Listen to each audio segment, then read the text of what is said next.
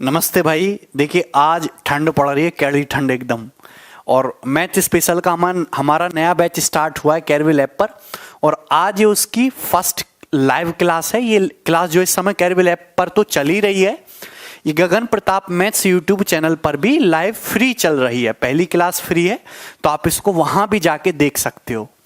Good evening भैया, सारे लोग ठीक हो? सर कितने चैप्टर करवाएंगे इस बैच में? देखिए चैप्टर हम सारे कराएंगे अर्थमेटिक एडवांस।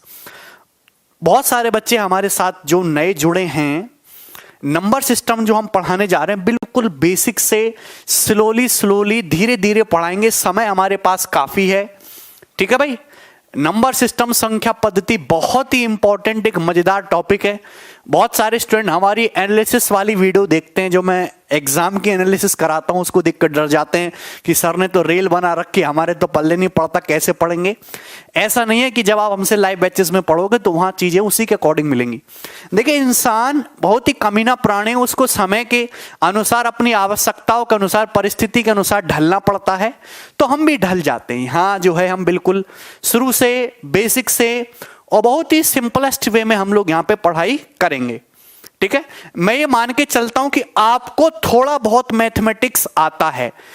आप एक गवर्नमेंट एग्जाम की तैयारी कर रहे हो तो मैं मान के चलता हूं कि छठी का, सातवीं का, आठवीं का, 9th क्लास का जो मैथमेटिक्स है, जोड़ घटाना, गुणा भाग, स्क्वायर क्यूब, इधर उधर करना, थोड़ा बहुत सॉल्व करना है तो आप जानते हो। अगर आप ये भी नहीं जानते हो तो भैया कैसे काम चलेगा, ठीक है भाई। हाँ, लव यू टू भाई। क्लियर कंसेप्ट है, सबको समझ आ रहा है। चलिए अर्थमेटिक से स्टार्ट करेंगे पहले हम। Okay, yes. देखिए नंबर सिस्टम संख्या पद्धति। अब नंबर सिस्टम को जो है, ये जो मैंने 4 टॉपिक अलग अलग बांट रखे, ध्यान से सुनिएगा। पहला जो हो गया नंबर सिस्टम संख्या पद्धति, जिससे हम स्टार्ट कर रहे हैं अपना। दूसरा है शर्ट्स एंड इंडेसिस, घातांक एवं करणी, ये हम इसके जस्ट बाद पढ़ेंगे, शर्ट्स और इंडेसिस। तीसरा जो टॉपिक है सिंप्लीफिकेशन, सरलीकरण, जिसमें आपका बोर्ड मास वगैरह आते हैं, है ना, दशमलव सिंप्लीफाई करने के लिए होता है। सिंप्लीफिकेशन के बहुत सारे पैटर्न और सवाल होते हैं। और चौथी, और जिसको बच्चों को, मतलब बच्चों को बड़ा प्रेम होता है इस टॉपिक से, आता बहुत कम है लेकिन प्रेम बहुत करते हैं। स्पेशली पूछते हैं सर एलसीएम एचसीएफ पढ़ाओगे कि नहीं, तो भैया पढ़ाएंगे। चौथा है एलसीएम एचसीएफ। तो 4 चंक हैं, 1 बाय 1 हम इन चीजों को डिस्कस करेंगे। देखिए हर चैप्टर के खत्म होने के बाद मेरा ये फंडा है कि मैं एक मिसलेनियस सीट जरूर सॉल्व कराता हूं, तो मिसलेनियस भी पढ़ेंगे। ये जो 4 टॉपिक हैं ये इतने ज्यादा महत्वपूर्ण है कि आप किसी भी गवर्नमेंट एग्जाम की तैयारी कर रहे हो, किसी भी गवर्नमेंट एग्जाम की, तो ये पूरे एंटायर सिलेबस का, क्वांटिटेटिव एप्टीट्यूड के कंप्लीट सिलेबस का 15 से 20% हिस्सा बनाते हैं। मतलब अगर पेपर में 100 सवाल आ रहा है ना, अगर पेपर में 100 सवाल आ रहा है तो 15-20% सवाल आपका इन चारों टॉपिक से मिला के रहता है। बात समझ में आई? तो इन चारों टॉपिक्स का वेटेज जो है बहुत ज्यादा है, ढंग से पढ़ना है, ठीक है मेरे प्यारे भाई। कोई परेशानी? अरे बोलोगे कि नहीं बोलोगे? बोलोगे ना। चले देखिए बहुत सिंपल सी बात से मैं स्टार्ट करूंगा। सब लोगों ने नई कॉपी बनाई होगी, आप उसमें हेडिंग डाल लीजिए क्लासिफिकेशन ऑफ नंबर्स। सबने हेडिंग डाला क्लासिफिकेशन ऑफ नंबर्स। देखिए आधा अधूरा कुछ नहीं पढ़ाया जाएगा, जो पढ़ाया जाएगा पूरा पढ़ाया जाएगा शुरू से अंत तक। देखिए टीचर 2 टाइप के होते हैं, स्टूडेंट भी 2 टाइप के होते हैं। जैसे यहां से पढ़ाना चाहिए मेरे प्यारे भाई, यहां से पढ़ाना चाहिए, और दोस्त ये मैक्सिमम लेवल है, ये मैक्सिमम लेवल है। तो बहुत सारे जो स्टूडेंट्स हैं या जो टीचर्स हैं वो यहां से बहुत नीचे से पढ़ाएंगे, बहुत नीचे से यहां से, ठीक है भाई, ऐसे शुरू किया यहां से नीचे से और यहां तक जाना चाहिए, वो यहीं तक छोड़ देते हैं, पढ़ाते नहीं है। हमारा थोड़ा सा अलग हिसाब किताब है। चलो मैंने ये यहां से पढ़ाना चाहिए, सपोज मैंने यहां से स्टार्ट कर दिया, तन्नक सा ऊपर से, स्टैंडर्ड है हमारा एक, लेकिन ये जो एग्जाम जहां तक जाना चाहिए हम उससे थोड़ा सा यहां ततक जरूर पढ़ाते हैं। बात समझ में आई? कोई दिक्कत, कोई परेशानी? तो आपको सब कुछ पढ़ना है। अब एग्जाम की कट ऑफ ही 80-85% लगने लगी हो तो आप केवल महत्वपूर्ण पढ़ के नहीं कर सकते, महत्वपूर्ण पे विशेष ध्यान दीजिए और जो पेपर में आने के चांसेस कम हैं उस पर भी ध्यान दीजिए। पढ़ना आपको सब कुछ ही है, ठीक है। क्लासिफिकेशन ऑफ नंबर, संख्याओं का वर्गीकरण, ठीक है ना, संख्याओं का वर्गीकरण। चलिए देखिए, सबसे पहले मैं आपको एक चीज बताना चाहूंगा, नंबर लाइन, नंबर्स लाइन, संख्या रेखा, ध्यान से समझिएगा। नंबर लाइन, देखिए नंबर्स बड़ी जादूगर चीज है। नंबर्स कहां से शुरू होते हैं, कहां पे खत्म होते हैं, किसी को कोई पता नहीं, इसका कोई पता नहीं, नंबर कहां से शुरू होते हैं, कहां पे खत्म होते हैं। अब इसीलिए यहां पे एरो लगाए। एरो का मतलब कि नंबर की शुरुआत कहां से हो रही है और इनका अंत कहां पे हो रहा है, किसी को कोई पता नहीं, ठीक है दोस्त। लेकिन कुछ लोग कहते हैं कि नंबर माइनस अनंत से शुरू होते हैं। अनंत है भाई, जिसको कोई जान ही नहीं पाया रामानुजम के अलावा, वही अनंत है, ठीक है भाई। अनंत से शुरू होते, माइनस के अनंत से और प्लस के अनंत पे खत्म होते हैं। हालांकि काफी सारे अपवाद हैं इस बात पे, क्योंकि अनंत अपने आप में एक सिंगल यूनिक नंबर नहीं है। अनंत में एक और जोड़ दो तो उससे बड़ा अनंत आ जाएगा, ठीक है। पर कोई बात नहीं, नंबर कहां से शुरू हो रहे हैं, कहां पे खत्म हो रहे हैं, हमें उसकी जानकारी नहीं है, इसलिए मैंने ये तीर जो है दोनों तरफ लगाए हैं। लेकिन आपको एक बात समझनी होगी, बीच में एक नंबर पड़ता है जीरो। जीरो की महिमा अपरंपार है। ध्यान रखना, शायद आपको ना पता हो, जीरो एक ऐसा नंबर है जो ना तो पॉजिटिव है ना ही निगेटिव है। जीरो ना तो धनात्मक होती है ना ही ऋणात्मक होती है। बात समझे कि नहीं समझे? जीरो कभी भी आप ऐसा नहीं कहोगे कि plus zero minus zero, plus zero minus zero नाम की कोई चीज एग्जिस्ट नहीं करती। Zero is just zero.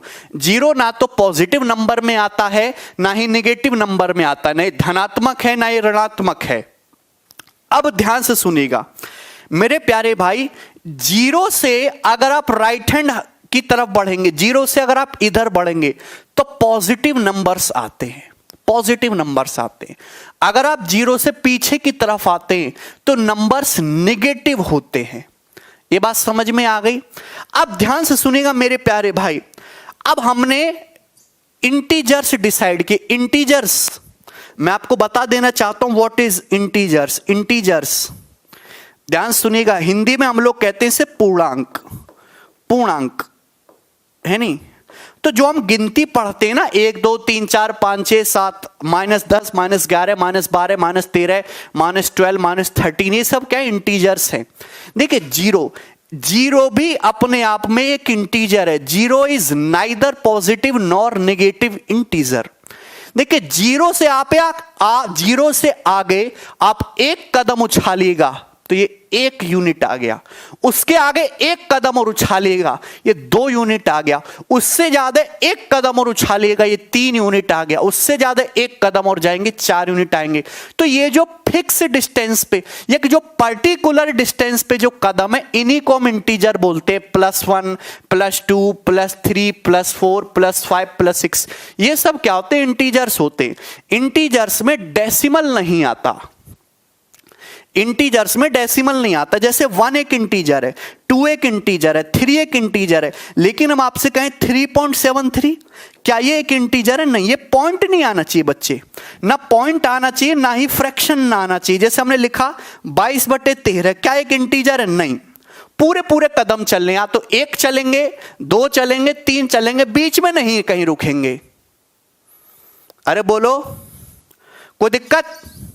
अगर आप जीरो से लेफ्ट हैंड साइड में चलोगे तो ये -1, ये -2, ये -3, ये -4। बात समझ में आ गई? कोई दिक्कत? सबको समझ में आया? ठीक है, तो यही होते हैं आपके इंटीजर्स। अब जैसे मैं आपसे पूछता हूं, बताइए 0.37 कहां पे आएगा? 0.37, या मैं आपसे कहता हूं बताओ 0.3 कहां पे आएगा? 0.3 क्या है बताइए? अगर हम आपसे कहें 0.3 कहां आएगा, तो मेरे प्यारे भाई 0.3 का मतलब होता है 3/10, 3/10 यही होता है। 0.3 का मतलब 3/10। 0.3 कहां पे आएगा जल्दी से बताओ फटाफट। देखिए मेरे प्यारे भाई, एक चीज आप ये बताइए, 0 है, ये 1 है, कोई दिक्कत नहीं। अगर 0 से 1 के बीच में मैं 10 बराबर खाने कर दूंगा, 1 2 3 4 5 6 7 8 9 10, 10 बराबर खाने कर दिए। जो तीसरा खाने आएगा 1 2 3, जो तीसरा जो खाना आएगा वो 0.3 का होगा, 0.3 का। बोलिए क्या होगा? ये 0.3 का होगा। आप मेरी बात समझे? क्या आपको मेरी बात समझ में आती है?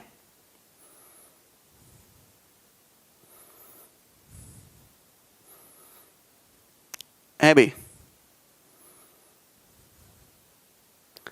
क्लियर है? कोई दिक्कत? तो यानी कि मैं इंटीजर्स भी इसी लाइन पे लिख रहा हूं, मैं डेसिमल भी इसी लाइन पे लिख रहा हूं। जैसे मैं आपसे कहूं बताइए 2.7 कहां पे आएगा, मैं आपसे पूछता हूं 2.7 कहां से आएगा, तो आप देखिए 2 कदम पूरा जाएंगे, 1 कदम गया फिर दूसरा कदम गया। अब ये 2 से 3 के बीच में जाना है आपको, 2 से 3 के बीच में 10 बराबर गैप लीजिए, 10 बराबर गैप। तो जो सातवां जो खाना होगा वो 0.7 पे जाएगा, 0.7 2.7। तो आप ये बात कहेंगे कि ये जो लेंथ है, ये जो लेंथ है, 1 खाना गए 2 खाना गए 0.7 डिस्टेंस गए, ये डिस्टेंस हो जाएगी 2.7, 2 और 3 के बीच में। मुझे नहीं लगता अब इसमें किसी को कोई डाउट आ रहा है। मैं आपसे कहूं, अगर मैं आपसे ये कहूं कि ये बताइए 3/5 कहां पे होगा, 3/5 ले लेते हैं अभी, या फिर हम कहते हैं कि 4/3 कहां पे होगा, ये बताइए 4/3 कहां पे होगा। मैंने आपको ये समझा दिया कि इंटीजर्स भी इसी लाइन पे हैं, डेसिमल भी इसी लाइन पे है, फ्रैक्शन ये क्या, ये फ्रैक्शन है, भिन्न भी इसी लाइन पे है। आप देखो 0 1 2 3 4 दिख रहा है, 1 1 के गैप पे है। ये 0 1 2 3 4, अगर मैं इसके 3 बराबर टुकड़े कर दूं, ये जो लेंथ है ना ये 4 है, ये जो लेंथ है ये 4 है, सभी को दिख रहा है। अगर मैं इसके 3 बराबर टुकड़े कर दूं, ये एक टुकड़ा हो गया, ये दूसरा और ये तीसरा, तो जो पहला जो टुकड़ा होगा ये 4/3 होगा। यानी कि ये जो लेंथ आएगी ये कितनी आएगी, ये आएगी 4/3। मतलब इंटीजर भी इसी लाइन पे है, डेसिमल भी इसी लाइन पे है और फ्रैक्शन भी इसी लाइन पे आई। बहुत गहरी बात समझा रहा हूं मैं, अभी समझाऊंगा कि रियल नंबर क्या होते हैं, वो यहीं से निकल के आएगा।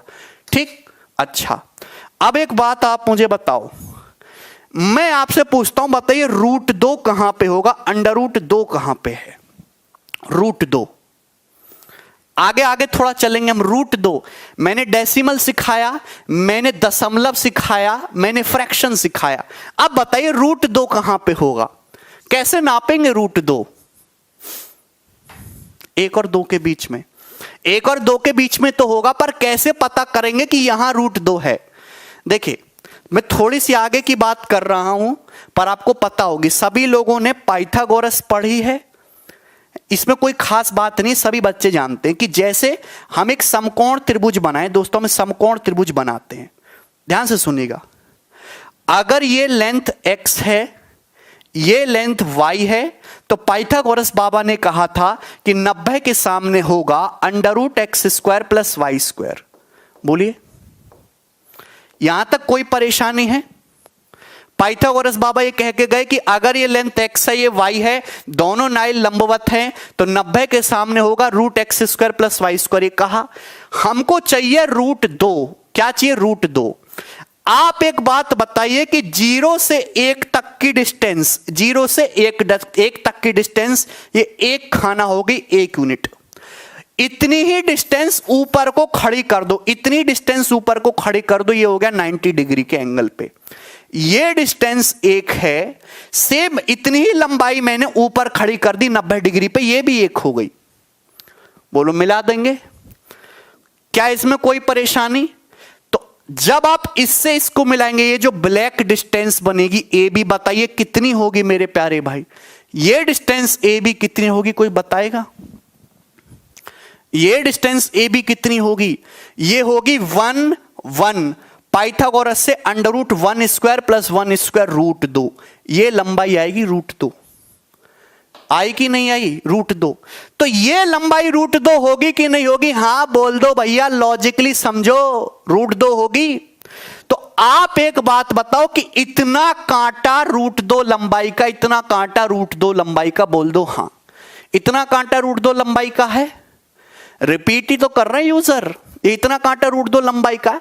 अब आपने प्रकार चलाया, दोस्त को चुबाया है, चुबाया है दोस्त को, प्रकार में पेंसिल लगा के बढ़िया कटर से छील के और इतना भर के अब प्रकार ऐसे चला दोगे, ऐसे चला दोगे, ऐसे चला दोगे प्रकार, तो उसको कहीं यहां पे काट जाएगा? अरे ऐसे प्रकार में भर के ऐसे जब इसको घुमा दोगे तो ये यहां काट जाएगा ना। मतलब इतनी ही रेडियस का आप एक वृत्त खींच दो, सर्कल, तो यानी कि ये जो लेंथ आएगी एक्चुअल में फुल गारंटी ये √2 लंबाई की होगी। ये जो लेंथ आएगी ये गारंटी √2 लंबाई की होगी। देखिए ये आपकी नॉलेज के लिए, समझाने के लिए कि मैं समझाना चाह रहा हूं, ये लेंथ √2 लंबाई की होगी। तो √2 भी इसी लाइन पे एग्जिस्ट करता है, √2 भी इसी लाइन पे आता है। मैंने क्या सिखाया? मैंने आपको यह सिखाया मेरे प्यारे भाई कि जितने भी इंटीजर्स हैं वो इसी लाइन पे हैं, जितने भी डेसिमल हैं वो भी इसी लाइन पे हैं, जितनी भी फ्रैक्शन है वो भी इसी लाइन पे हैं, जितने भी अंडर रूट के अंदर संख्याएं, इनको बोलते हैं हम रैशनल नंबर, परिमेय संख्याएं, अभी और डिटेल में बताऊंगा। जितने भी अंडर रूट के अंदर संख्याएं रैशनल नंबर, ये भी इसी लाइन पे हैं। तो यानी कि सब कुछ इसी लाइन पे है, इसलिए इसको बोला गया है नंबर लाइन।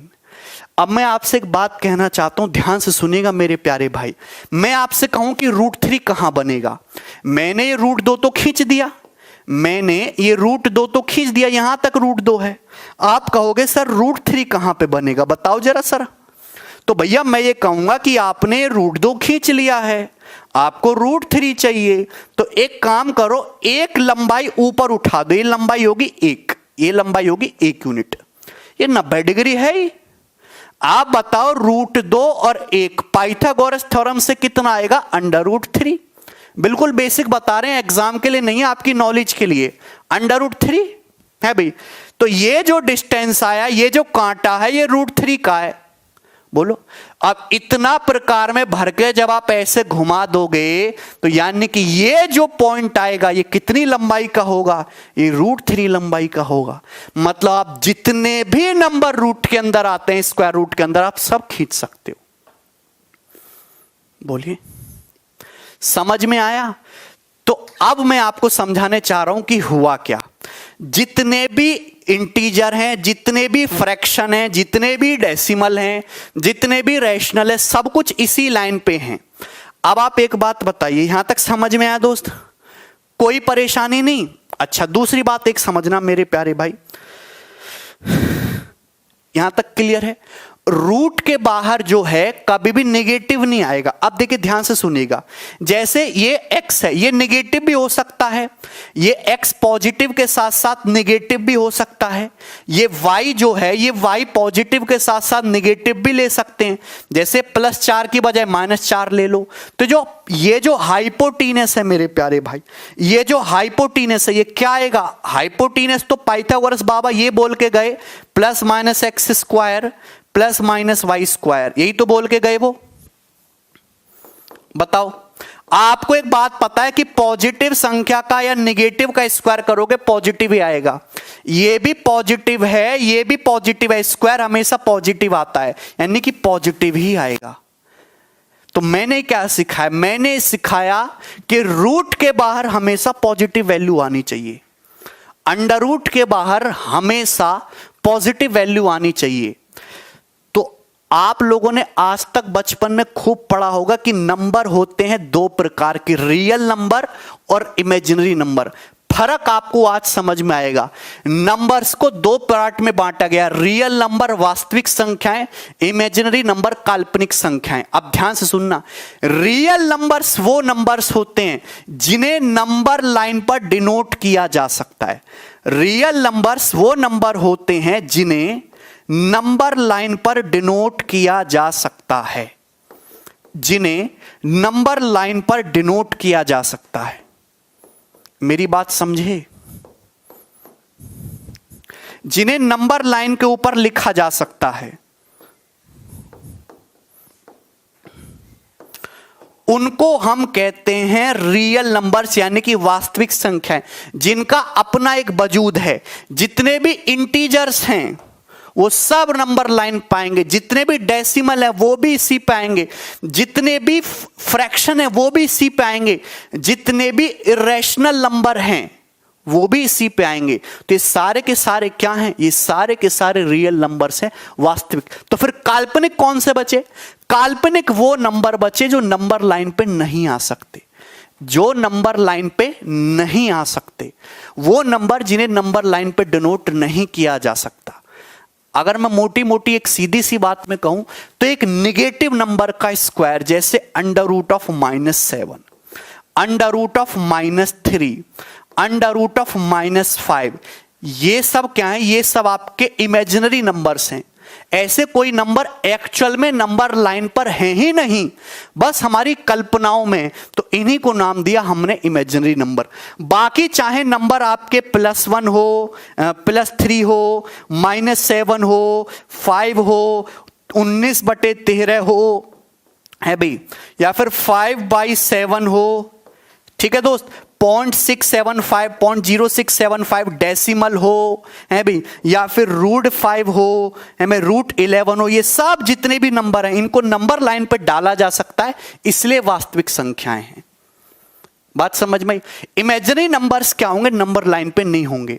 अब जैसे आप एक बात बताओ, जैसे √7 है, इस बात को आप ऐसे लिख सकते हो √7 × -1। आप कहोगे हाँ जी सर हम लिख सकते हैं।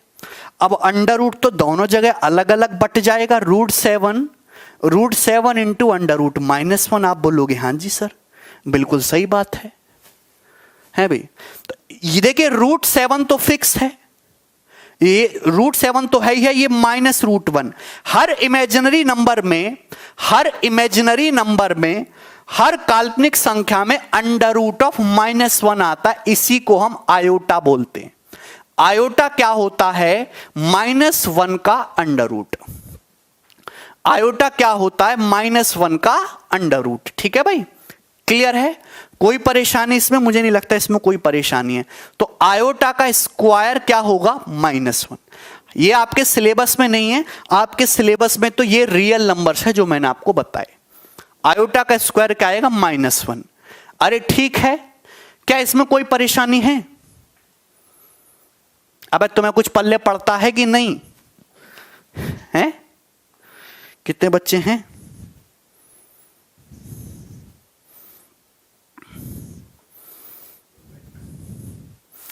एक बार वीडियो को लाइक करो। नहीं आया? देखो भैया, अगर अब भी समझ नहीं आया ना तो कितना एनसीईआरटी पढ़ लो, कहीं पढ़ लो, कुछ नहीं आएगा समझ में। ठीक है भाई, कोई दिक्कत?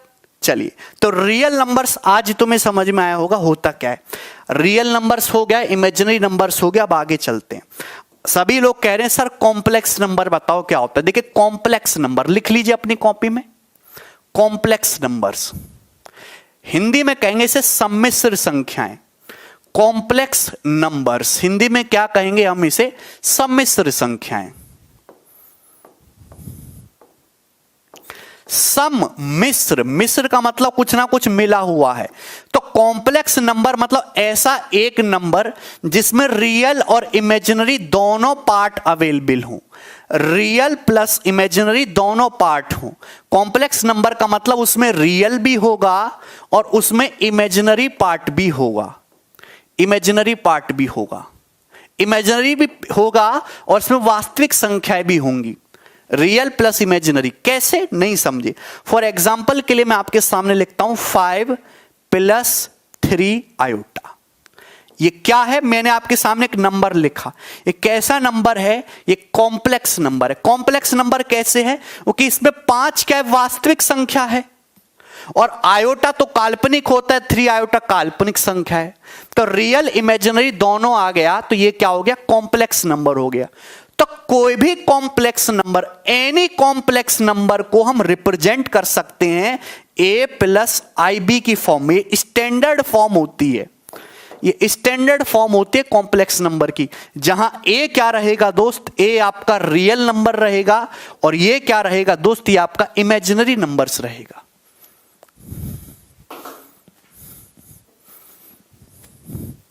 अरे बोलो।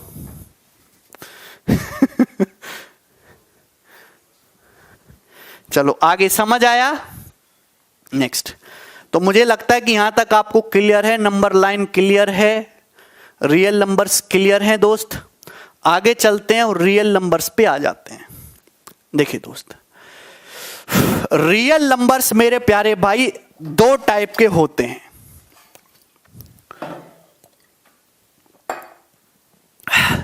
रियल नंबर्स को भी दो टाइप से बांटा गया है, रैशनल नंबर और इरेशनल नंबर, परिमेय संख्याएं और अपरिमेय संख्याएं। रैशनल नंबर और इरेशनल नंबर, परिमेय संख्याएं और अपरिमेय संख्या। ध्यान से सुनिएगा, रैशनल नंबर, इरेशनल नंबर, परिमेय, अपरिमेय। रैशनल नंबर क्या होता है? रैशनल नंबर को समझने के लिए मैं आपके सामने लिख रहा हूं वो नंबर्स, सबको दिखाई दे रहा ना रेड में, वो नंबर्स जिन्हें मैं हिंदी में लिख रहा हूं। रैशनल नंबर क्या होते हैं? वो नंबर्स जिन्हें P by Q fractional form में लिखा जा सकता है। वो नंबर्स जिन्हें P बाई क्यू फॉर्म में लिखा जा सकता है। वो नंबर्स जिन्हें P बाई क्यू फॉर्म में लिखा जा सकता है, वो नंबर आपके रैशनल नंबर या फिर परिमेय संख्याएं होते हैं। परिमेय संख्याएं होते हैं, ध्यान से सुनिएगा। वो नंबर्स जिन्हें P बाई क्यू फॉर्म में लिखा जा सकता है वो रैशनल नंबर होते हैं। अब P बाई क्यू फॉर्म में तो लिख लिया, ध्यान से सुनिएगा, Q can not be zero, Q की वैल्यू जीरो नहीं हो सकती। Q को जीरो मत ले लेना, क्योंकि आप किसी भी संख्या को जीरो से भाग करोगे तो अनडिफाइन हो जाएगा। वो नंबर्स जिन्हें P बाई क्यू फॉर्म में लिख सकते हैं, बट क्यों जीरो नहीं होना चाहिए। अगर क्यों जीरो हो गया तो जीरो से तो भाग किया ही नहीं जा सकता, अनडिफाइन हो जाएगा। दूसरी बात कि यहां P और Q दोनों ही इंटीजर्स होनी चाहिए। यहां P और Q दोनों ही इंटीजर्स होने चाहिए। इंटीजर्स, P और Q दोनों ही इंटीजर्स होंगे। इंटीजर्स का मतलब होता है हिंदी में पूर्णांक। P और Q दोनों ही क्या होंगे? पूर्णांक होंगे, इंटीजर्स होंगे। दो बात समझिएगा। रैशनल नंबर क्या होते हैं? वो संख्याएं जिन्हें P बटा Q फॉर्म में लिखा जा सकता है, but Q should not be equal to zero, और P और Q दोनों ही पूर्णांक होनी चाहिए। देखिए, इंटीजर्स रैशनल नंबर को अच्छे से समझने के लिए आपको एक बात समझनी होगी मेरे प्यारे भाई, वो मैं आपको समझाता हूं। देखिए, रियल नंबर्स को इंटीजर्स और डेसिमल दो तरीके से लिखा जा सकता है। रियल नंबर्स को ही इंटीजर्स और डेसिमल दोनों तरीके से लिख सकते। इंटीजर्स क्या है, मैंने अभी थोड़ी देर में समझा है कि नंबर लाइन पे पूरे कदम इंटीजर होते हैं। 0 +1 +2 +3, मेरे प्यारे भाई +4, ये सब क्या है? ये सब इंटीजर है, पूरे कदम। निगेटिव में जाओगे तो -1 -2 -3 -4, ये निगेटिव में पूरे कदम, ये भी इंटीजर्स हैं। तो ये होते हैं पूर्णांक। डेसिमल का मतलब होता है दशमलव संख्या, दशमलव रूप। सभी एक्सप्लेन करूंगा आकाश रावत। तो सबसे पहले हमको डेसिमल समझना होगा। अगर आप डेसिमल समझ जाओगे तो आपको रैशनल नंबर अच्छे से समझ में आएगा। अभी जरा ध्यान से सुनिएगा मेरे प्यारे भाई। देखिए, डेसिमल समझते हो? वो संख्याएं जिनमें दशमलव आता है। अब ध्यान से सुनिएगा, डेसिमल 3 टाइप के होते हैं। पहला टर्मिनेटिंग डेसिमल यानी कि शांत दशमलव। रैशनल नंबर को समझने के लिए पहले आप डेसिमल समझिए, मैं अभी समझाऊंगा आकाश रावत सब। डेसिमल 3 टाइप के होते हैं। पहला होता है टर्मिनेटिंग डेसिमल। टर्मिनेटर मूवी देखिए ना, टर्मिनेट हो गया, अभी खत्म, मतलब एक ऐसा दशमलव जो कहीं ना कहीं जाके खत्म हो जाता है। जैसे 0.5 खत्म, 5 के बाद खत्म। जैसे 0.73 खत्म, मेरे प्यारे भाई 0.648 खत्म। तो ये सब क्या है दोस्त? ये सब क्या है? ये है टर्मिनेटिंग डेसिमल, जो आपके कहीं ना कहीं जाके खत्म होते हैं। इन्हीं को हिंदी में बोलते हैं हम लोग शांत दशमलव, इन्हीं को बोलते हैं। देखिए, हर टर्मिनेटिंग डेसिमल को फ्रैक्शन में लिखा जा सकता है। जैसे 0.5 है, 0.5 में अगर आप पॉइंट हटाओगे तो 5/10 हो जाएगा। 5/10 का मतलब 1/2, 5/10 का मतलब 1/2, 0.73। अगर आप पॉइंट हटाओगे तो नीचे 2 जीरो बढ़ेंगी, 73/100। 73 को आप 100 से भाग करोगे मेरे प्यारे भाई, तो आप कहोगे कि ये भी 0.73 आएगा। 0.648, 0.648 दशमलव के आगे 3 डिजिट है, 1 2 3। अगर आप दशमलव हटाओगे तो नीचे 3 जीरो लगानी पड़ेंगी, 648/1000। यही है, क्लियर है? 648/1000। तो किससे जाएगा? 8 से। 81/125, 81/125 ये आ जाएगा। तो आपको ये बात समझ में आई? यहां तक कोई परेशानी? लिख सकते हो। तो आपने एक बात ऑब्जर्व की कि दुनिया में जितने भी टर्मिनेटिंग डेसिमल हैं, दुनिया में आप कोई भी टर्मिनेटिंग डेसिमल लिखो, कोई भी शांत दशमलव लिखो, हर किसी को फ्रैक्शन में बदला जा सकता है। 1/2, 73/100, 81/125, जितने भी टर्मिनेटिंग डेसिमल हैं, हर किसी को फ्रैक्शन में भिन्न में बदला जा सकता है। इसका मतलब, और अभी अभी मैंने रैशनल नंबर की क्या परिभाषा बोली? मैंने रैशनल नंबर की क्या परिभाषा बोली? वो संख्याएं जिन्हें फ्रैक्शन फॉर्म में P/Q फॉर्म में लिखा जा सकता है। क्यों? जीरो नहीं होना चाहिए, और P और Q दोनों ही इंटीजर्स यानी कि पूर्णांक होने चाहिए। यही तो बोला हमने रैशनल नंबर। तो मैं ये कहना चाहता हूं दोस्त, आपसे घबराने की जरूरत नहीं है कि जितने भी टर्मिनेटिंग डेसिमल हैं मेरे प्यारे भाई, जितने भी टर्मिनेटिंग डेसिमल हैं, उन सबको ही फ्रैक्शन में बदला जा सकता है। यानी कि ये सारे के सारे क्या होंगे? रैशनल नंबर्स होंगे, परिमेय संख्या होंगे। ऐसे डेसिमल जो खत्म हो जाएं, जिनका कहीं ना कोई अंत हो। अब आप आते हैं दूसरे वाले पे, नॉन टर्मिनेटिंग रिपीटिंग डेसिमल। इसको रिकरिंग डेसिमल भी बोलते हैं। आपने वर्ड सुना होगा ना, recurring decimal. Recurring decimal, non terminating repeating decimal, Hindi में कहते हैं अशांत पुनरावर्ती दशमलव। अशांत, पहले बात तो ये समझिए, नॉन टर्मिनेटिंग। नॉन टर्मिनेटिंग का मतलब ऐसे दशमलव जिनका कहीं अंत ना हो, जो चलते चले जाएं, कहीं रुके ना।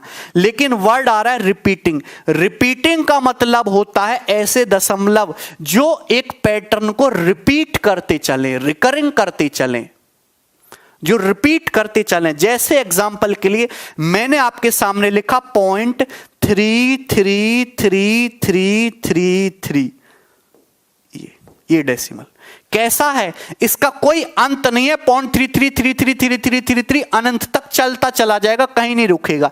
लेकिन ये पर्टिकुलर पैटर्न को बार बार रिपीट कर रहा है। 3 3 3 3 3 3 3 3 बार बार रिपीट कर रहा है कि नहीं कर रहा है? तो ये कैसा है? ये नॉन टर्मिनेटिंग रिपीटिंग डेसिमल है। अरे समझ में आया कि नहीं समझ में आया? जैसे मैं आपके सामने और एग्जांपल लूंगा, 0.56565656565656। अरे बात समझ में आई? ये सब क्या है? 0.565656565656। आप ध्यान से देखिएगा, ये क्या है? ये 56565656 अनंत तक बढ़ता चला जाएगा, कहीं रुकेगा नहीं। लेकिन ये बार बार 56 रिपीट कर रहा है।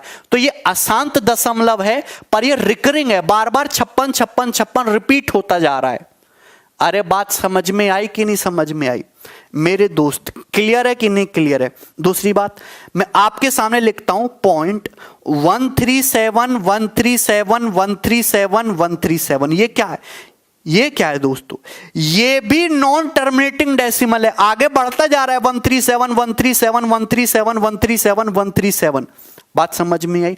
137 लेकिन आप एक बात देख रहे हैं कि बार बार ये रिपीट कर रहा है 137 को। तो ये भी नॉन टर्मिनेटिंग है, अशांत है, लेकिन रिपीटिंग है, रिकरिंग डेसिमल है। क्लियर है कि नहीं क्लियर है? सिवा समझ में आया? नॉन टर्मिनेटिंग का मतलब अशांत, अशांत मतलब जो कहीं रुके ना, जैसे ये तो आके खत्म हो गए, ये चलता चला जा रहा है। रिपीटिंग का मतलब एक पर्टिकुलर पैटर्न को बार बार रिपीट करता जाए। बात सही है? देखिए 0.33, ये मैं आपको जब आगे पढ़ाऊंगा तो मैं आपको सिखाऊंगा। 0.3333 को हम लिख सकते हैं 1/3, 1/3। अपने कैलकुलेटर में एक को भाग करके देखना 3 से, जब आप एक को 3 से भाग करेंगे ना तो 0.333333 आता चला जाएगा। बात समझ में आई? 0.56565656 को आप लिख सकते हो, दो बार रिपीट हो रहा है ना, 56 56 56 56 56 56/99, 56/99।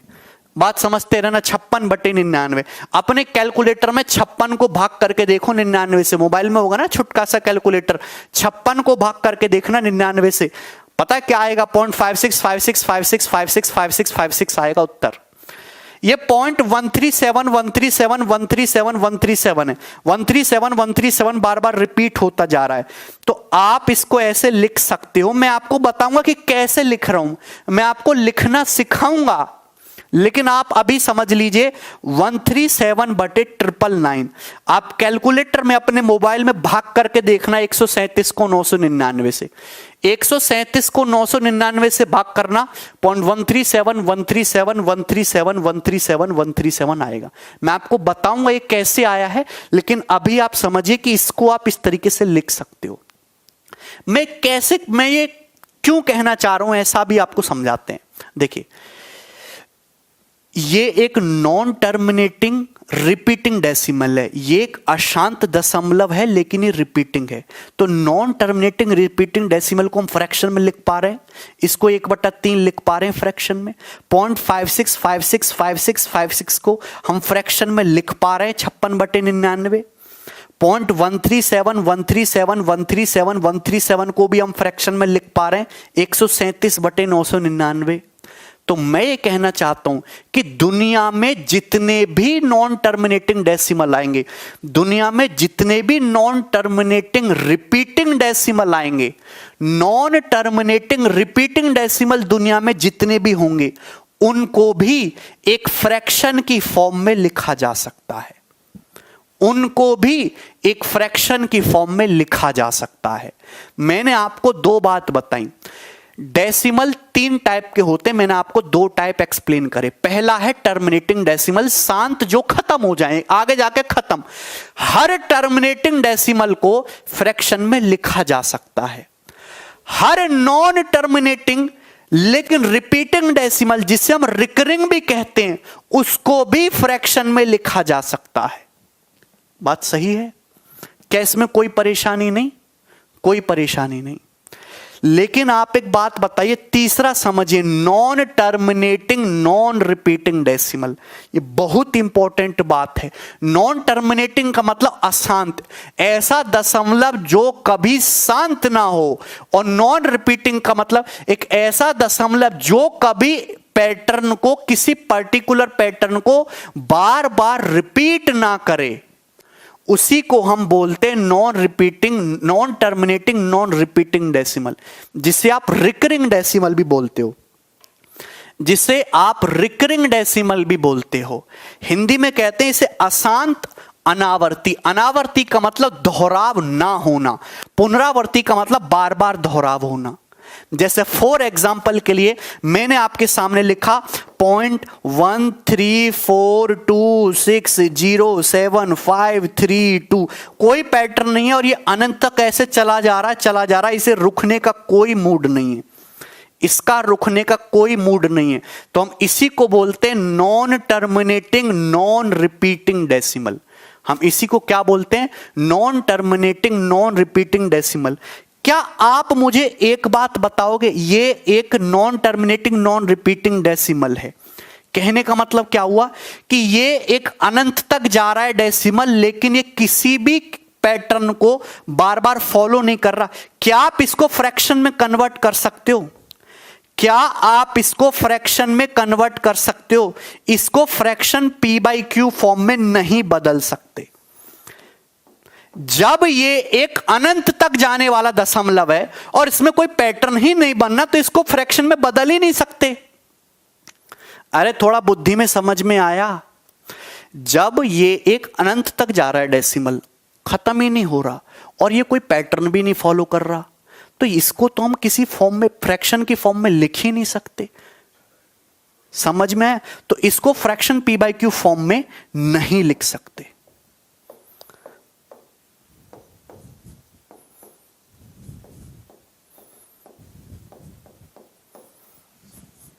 बात समझ में आ गई कि नहीं समझ में आई? क्या अभी तक इसमें किसी बच्चे को कोई डाउट है तो मुझसे पूछ सकता है। भैया ये 3 डेसिमल मैंने आपको समझाया कि आपको ये 3 डेसिमल दशमलव समझ में आए। पहला टर्मिनेटिंग डेसिमल, शुरू होते ही कहीं ना कहीं जाके अंत होना है इसका। मानव की तरह ये भी जो है मरेगा किसी ना किसी दिन। तो हर टर्मिनेटिंग डेसिमल को ऐसे आप कोई भी एग्जांपल आप मुझे दोगे तो मैं उसकी फ्रैक्शन फॉर्म लिख सकता हूं। नॉन टर्मिनेटिंग बट रिपीट करने वाले जो डेसिमल होंगे वो भी किसी ना किसी फॉर्म में फ्रैक्शन में लिखे जा सकते हैं। लेकिन जो नॉन टर्मिनेटिंग और नॉन रिपीटिंग डेसिमल होंगे, ना तो खत्म हो रहे हैं और ना ही किसी पैटर्न को रिपीट कर रहे हैं, उनको कभी भी पी बाई क्यू फॉर्म में लिखना आदमी के बस की बात है ही नहीं। ये समझ में आया? कोई दिक्कत? अब हम यहां पे वापस आ जाते हैं जो मैंने आपको बताया था रेशनल नंबर। मेरे प्यारे भाई, यहां तक कोई परेशानी? मैंने आपको क्या बताया था? रेशनल नंबर्स यानी कि परिमेय संख्या। परिमेय संख्या वो नंबर्स होते हैं जिन्हें पी बाई क्यू फॉर्म में लिखा जा सकता है, जिन्हें पी बाई क्यू फॉर्म में लिखा जा सकता है। क्यों? 0 नहीं होना चाहिए और पी और क्यू इंटीजर होना चाहिए। अब मैं आपको एग्जांपल देता हूं। कोई भी संख्या जिन्हें पी बाई क्यू फॉर्म में लिखा जा सकता है वो रैशनल होंगे, पी और क्यू इंटीजर होना चाहिए। पहला मैंने आपके सामने एग्जांपल लिखता हूं। सपोज 5/3 क्या एक रैशनल है? 5/3 क्या एक रैशनल नंबर है? बिल्कुल है। हाँ भैया बिल्कुल, बिल्कुल आएगा अर्पित फड़ाके। क्या 5/3 रैशनल है? बिल्कुल है भैया। 5 और 3 दोनों इंटीजर हैं और फ्रैक्शन फॉर्म में लिखा जा सकता है। मैं आपसे पूछता हूं 13, क्या 13 एक रैशनल नंबर है? क्या 13 एक रैशनल नंबर है? कोई भी संख्या जिसको फ्रैक्शनल फॉर्म में लिखा जा सकता है, जहां पी और क्यू दोनों ही इंटीजर नंबर हो, वही क्या होता है? उसी को हम रैशनल बोलते हैं। क्या 13 एक रैशनल नंबर है? आप कहोगे जी बिल्कुल है। कैसे? कि 13 को भी तो आप लिख सकते हो 13/1। 13 भी इंटीजर है, 1 भी इंटीजर है।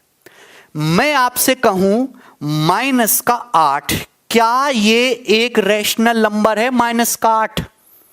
आप बोलोगे हां जी सर -8 एक रैशनल नंबर है।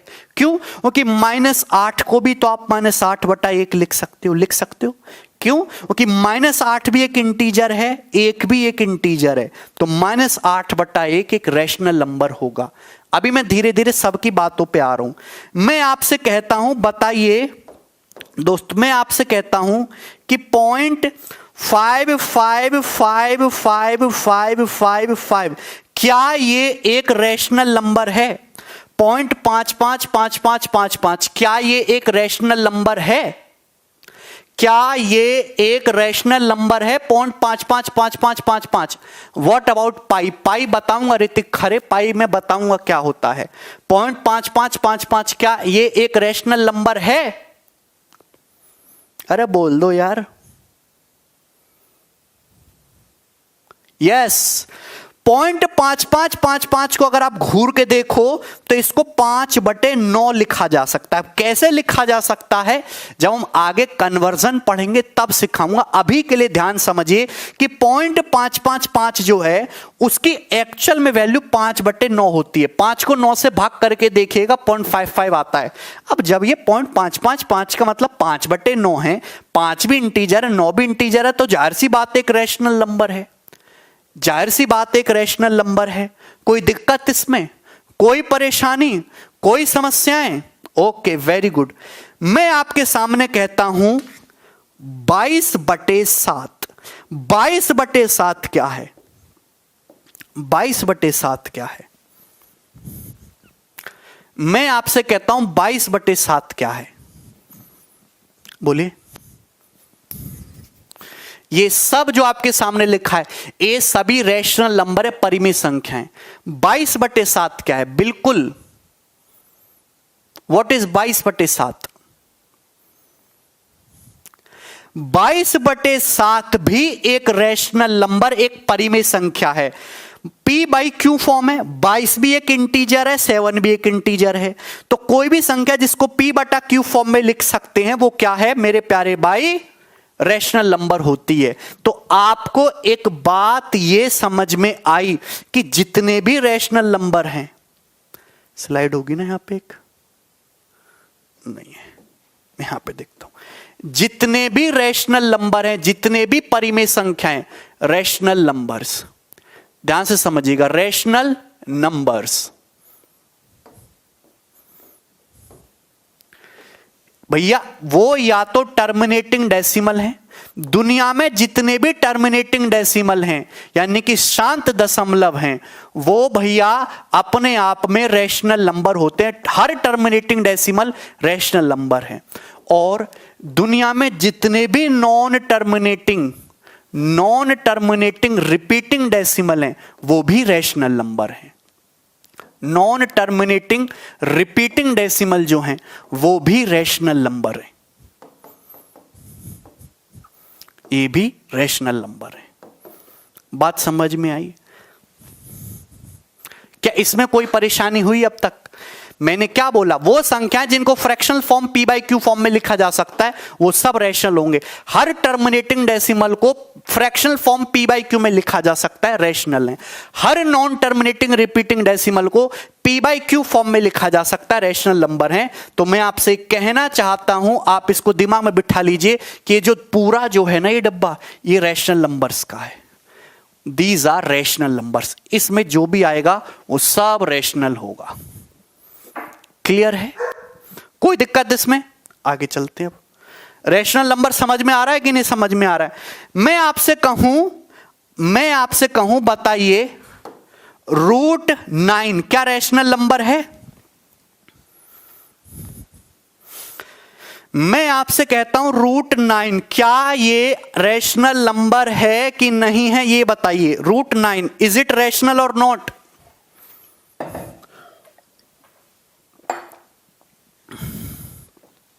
√9 रैशनल है कि नहीं? भैया √9 होता है 3। √9 होता है 3 को लिख सकते हो 3/1। 3 भी एक इंटीजर है, 1 भी एक इंटीजर है, मतलब √9 भी एक रैशनल नंबर है। बात आई समझ में? मैं आपसे कहता हूं √153 बाई √17 क्या ये एक रैशनल नंबर है? मैंने आपके सामने लिखा √153/√17 क्या ये एक रैशनल नंबर है? कोई भी संख्या जो फ्रैक्शन फॉर्म में लिखी जा सकती है, जहां P और न्यूमरेटर और डिनोमिनेटर, अंश और हर दोनों इंटीजर हो, पॉजिटिव नेगेटिव कोनो फर्क नहीं पड़ता, वो हमेशा एक रैशनल नंबर होता है। भैया √153/√17 चीजें वो नहीं होती जो दिखाई देती हैं या दिखाई जाती हैं। आप इसको देखोगे /17, 17 निम्मा 153 9 बार जा रहा है। √9 का मतलब 3 है। इस संख्या का एक्चुअल में मतलब 3 है। हम हमेशा सिंप्लीफाइड फॉर्म की बात करते हैं, सिंप्लीफाइड फॉर्म की। सिंप्लीफाइड इस संख्या का एक्चुअल में मतलब 3 है, और 3 का मतलब होता है 3/1। 3 भी इंटीजर है, 1 भी इंटीजर है, और 3/1 क्या होगा? एक रैशनल नंबर होगी, एक परिमेय संख्या होगी। मुझे नहीं लगता इसमें कोई डाउट है। आगे चलते हैं। मैं आपके सामने लिखा √5, मैंने आपके सामने लिखा √5। क्या √5 एक रैशनल नंबर है? बताइए। मैंने आपके सामने लिखा √5, क्या √5 एक रैशनल नंबर है? बताइए। यूजर कह रहे माय नेम इज अनुभव। अनुभव भैया मुझे बहुत अनुभव है। थैंक यू भाई। क्या √5 एक रैशनल नंबर है भाई? देखिए, जैसे मैं आपसे बात करता हूं, मैं आपसे पूछता हूं, चलो √5 तो बात की बात होगी, √2 क्या √2 एक रैशनल नंबर है? आप एक बात बताइए, √2 का मतलब क्या होता है? √2 क्या आप एक ऐसी संख्या निकाल सकते हो जिसका स्क्वायर करके 2 आ जाए?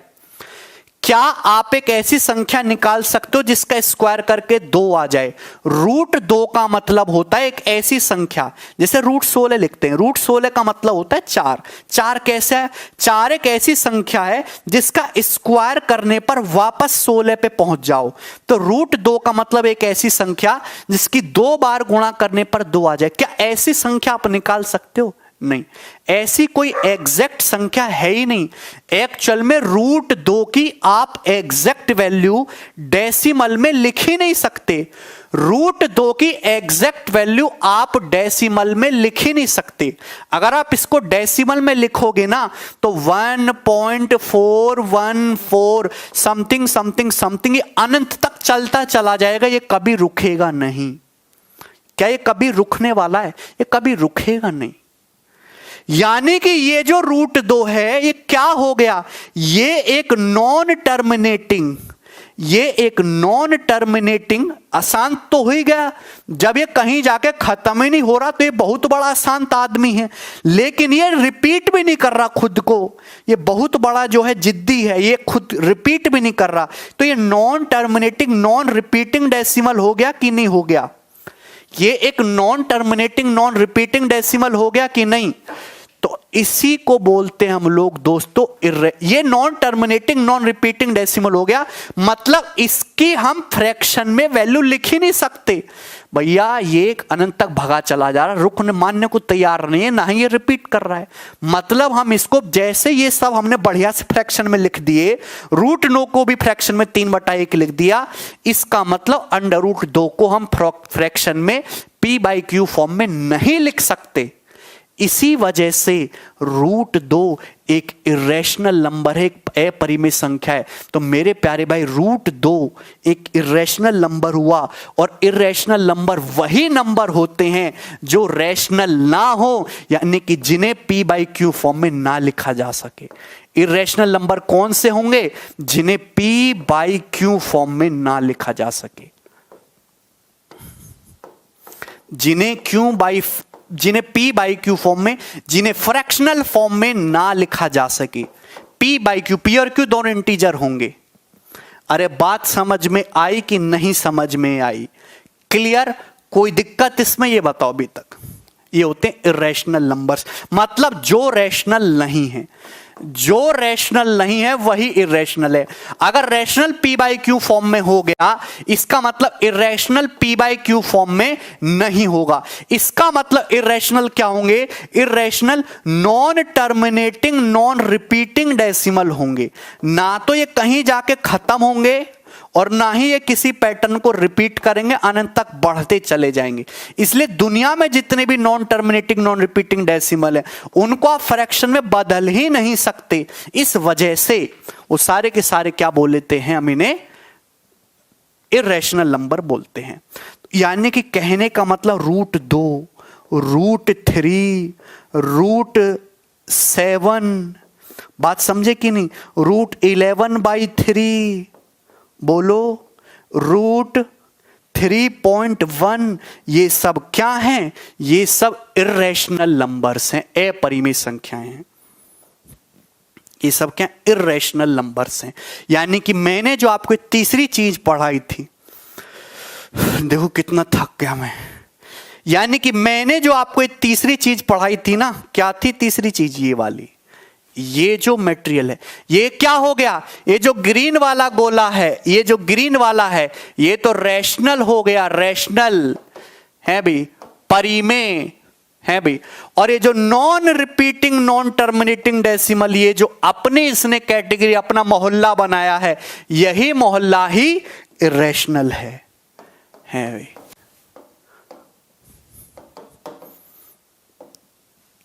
क्या आपको रैशनल इरेशनल में फर्क समझ में आया? यस, 2√3 भी राजा शर्मा इरेशनल है। बच्चा कह रहा है सर 2√3 क्या होगा? भैया 2√3 भी इरेशनल है भैया, बिल्कुल 2√3 इरेशनल है। √3 में 2 से गुणा करो, अभी भी √3 में जब आप 2 से गुणा करोगे अभी भी अशांति रहेगा, अभी भी अशांति रहेगा और ना ही किसी को रिपीट करेगा, बिल्कुल इरेशनल रहेगा 2√3। बोलिए कोई दिक्कत? अच्छा पाई क्या है? What is pi? आपने पाई पढ़ा होगा। पाई क्या है? पाई क्या है मेरे प्यारे भाई? पहले तो आप अपने मन से विचार निकाल दीजिए कि पाई का मान 22/7 होता है। नहीं, पाई की एग्जैक्ट वैल्यू 22/7 नहीं होती। Pi is not equal to 22/7। Pi का लगभग मान, पाई की अप्रोक्सीमेट वैल्यू 22/7 होती है। पाई की लगभग वैल्यू 22/7 होती है। पाई की लगभग वैल्यू 22/7 होती है मेरे प्यारे भाई, ढंग से समझिएगा। एक्चुअली पाई है क्या? देखिए हमारे जो भारत के महान गणितज्ञ थे उन्होंने ये देखा कि दुनिया में जितने भी सर्कल्स हैं, ये सर्कल्स हैं, दुनिया में जितने भी सर्कल्स हैं, सर्कल दिखा, इस सर्कल की सरकमफ्रेंस ले लो यानी कि परिधि। दुनिया में जितने भी सर्कल हैं इन सर्कल की सरकमफ्रेंस ले लो यानी कि परिधि। हर सर्कल की सरकमफ्रेंस परिधि, और ये हो गया उसका डायमीटर। डायमीटर यानी कि व्यास। डायमीटर यानी कि व्यास। गणितज्ञ ने यह सोचा कि दुनिया में जितने भी सर्कल हैं उन सर्कल की सरकमफ्रेंस और उनका जो व्यास है यानी कि डायमीटर, परिधि और डायमीटर जो है उनका रेशियो, सरकमफ्रेंस से डायमीटर का रेशियो हमेशा एक कांस्टेंट नंबर है, सभी सर्कल के लिए एक जैसा है। मैथमेटिशियंस ने पाया, भारत में पाई की खोज हुई थी कि दुनिया में जितने भी वृत्त हैं उन सब की सरकमफ्रेंस और उन सब के डायमीटर का रेशियो हमेशा एक कांस्टेंट है, और यही रेशियो पाई है। यही रेशियो दोस्तों पाई है। और पाई की लगभग वैल्यू 22/7 है, एग्जैक्ट वैल्यू नहीं है। पाई की एग्जैक्ट वैल्यू तो 3.14159 समथिंग करके है। अनंत तक बढ़ता चला जाएगा, 3.1414592 समथिंग, यानी कि ये एक नॉन टर्मिनेटिंग डेसिमल है, नॉन टर्मिनेटिंग और नॉन रिपीटिंग। इस वजह से पाई जो है एक इरेशनल नंबर की श्रेणी में आता है, एक अपरिमेय संख्या होता है। सो पाई एक इरेशनल नंबर है। पाई एक इरेशनल नंबर है। बात समझ में आई? Pi is not rational. जबकि 22/7 जो कि पाई की लगभग वैल्यू है, ये एक रेशनल नंबर है, ये परिमेय संख्या है। बताइए समझ आया क्या? अरे बोल दो यार।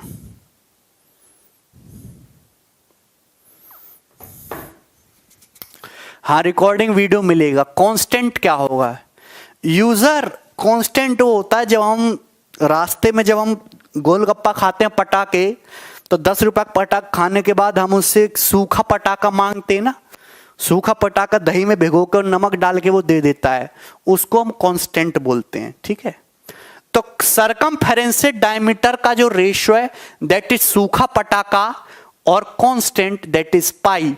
पाई अपने आप में एक अशांत और नॉन रिपीटिंग डेसिमल है जो कि इरेशनल नंबर है भाई। अब समझ में आया? पहले तो मुझे बात बताओ कि जितने भी बच्चे पढ़ रहे हैं, क्या आपको रियल नंबर समझ में आया? रैशनल इरेशनल समझे? इंटीजर समझे? इंटीजर समझ लिए, डेसिमल समझ लिए, कोई दिक्कत? Decimal, terminating, non terminating, non terminating, non repeating सब समझ लिए, कोई दिक्कत? अब इसके बाद मैं तुम्हें पढ़ाने वाला नहीं हूं, ये सब चीजें मैं हटा रहा हूं अब ये। अबे बोल दो, आगे बढ़ूंगा अब मैं, हैं? चलो, कंफ्यूजन दूर हुई कुछ दिमाग में? नाम है मोहम्मद इंतखाब। चलिए आगे चलते हैं, नेक्स्ट। कोई दिक्कत इसमें, कोनो परेशानी? मेरे प्यारे भाई, मुझे लगता है कि आप मेरी बातों को भली भांति समझ रहे हैं और एंजॉय कर रहे हैं। एक बच्चे बार बार पूछ रहे हैं सर ये जीरो क्या होता है। देखिए मेरे प्यारे भाई, जीरो की महिमा अपरंपार है, ध्यान से समझिएगा। जीरो यस अपने आप में एक इंटीजर है, ध्यान सुनिएगा। जीरो अपने आप में एक इंटीजर है, ना तो पॉजिटिव है ना पॉजिटिव ना नेगेटिव। जीरो ना तो पॉजिटिव है ना नेगेटिव है, लेकिन जीरो भी एक जो है ना पॉजिटिव ना नेगेटिव। ठीक है, क्या जीरो एक रैशनल नंबर है? यस, जीरो एक रैशनल नंबर है। यस, जीरो एक रैशनल नंबर है। जीरो भी एक परिमेय संख्या होती है, यह बात अपने दिमाग में बिठा लीजिए। जीरो भी एक परिमेय संख्या होती है। क्लियर है कि नहीं क्लियर है? आप जैसे मैं आपसे कहूं दोस्त, 12 को 3 से भाग करने पर क्या आता है? 12 को 3 से भाग करने पर आता है 4 आता है। तो आप कहोगे हाँ जी सर 4 आता है। इसका मतलब क्या है कि ये जो न्यूमरेटर है 12, ये जो न्यूमरेटर है 12, ये इन दिनों के बराबर होना चाहिए। ये 3 गुणा 4 के प्रोडक्ट के बराबर होना चाहिए। ये मैथमेटिक्स की बड़ी सिंपल सी थ्योरी है, बहुत सिंपल थ्योरी है मैथमेटिक्स की, ध्यान रखना। अगर आप जीरो को किसी भी संख्या से भाग करेंगे, जीरो को किसी भी नंबर से भाग करेंगे तो क्या आएगा? आप बताइए। जैसे मैं जीरो को 7 से भाग करूं क्या आएगा? बताओ। जीरो को 7 से भाग करने पर क्या आएगा? कोई बता पाएगा क्या आएगा? जीरो को 7 से भाग करने पर क्या आएगा? मैं ये मानता हूं कि जीरो को 7 से भाग करने पर सपोज के आएगा, तो जीरो की वैल्यू 7 गुणा के होना चाहिए। तो इसका मतलब यह हुआ कि 7 तो 7 है, लेकिन दो संख्याओं की गुणा करने पर जीरो आ रहा है, मतलब के भी क्या रहा होगा? जीरो, यानी कि जीरो क्या आएगा? जीरो। बोले समझ में आया? तो थ्योरी ये कहते कि जीरो को आप किसी भी नंबर से भाग करिएगा हमेशा जीरो ही आएगा, जीरो ही आएगा। कोई दिक्कत? आप कहेंगे सर नो दिक्कत। अब मैं आपसे कहता हूं कि बताओ 7 को 0 से भाग करने पर क्या आएगा? 7 को 0 से भाग करने पर क्या आएगा? बताइए मेरे प्यारे भाई, बताओ जरा। तो मैंने माना 7 को 0 से भाग करने पर के आएगा, तो 7 बराबर होना चाहिए 0 गुणा के। 7 बराबर होना चाहिए 0 गुणा के, यही होना चाहिए। क्या मैथमेटिक्स, देखो मैथमेटिक्स बड़ी मजेदार चीज है, एक एक बात को ऑब्जर्व करना पड़ता है। क्या कोई ऐसी संख्या वाकई में अवेलेबल है दुनिया में? क्या कोई ऐसी संख्या खुद भगवान शिव ने कोई बनाई जिसकी 0 से गुणा करने पर 7 आ जाए? क्या ऐसी कोई संख्या उनके डमरू से निकली? बच्चे कह रहे हैं इनफाइनाइट, गलत। ऐसी कोई भी संख्या दुनिया में उपलब्ध नहीं है। मतलब 7 को 0 से भाग करना अपने आप में भगवान की मर्जी के विरुद्ध एक घटना है। तो इसी को हम बोलते हैं अनडिफाइंड। अनडिफाइंड का मतलब अपरिभाषित। अपरिभाषित का मतलब अनंत नहीं होता है मेरे बेवकूफो।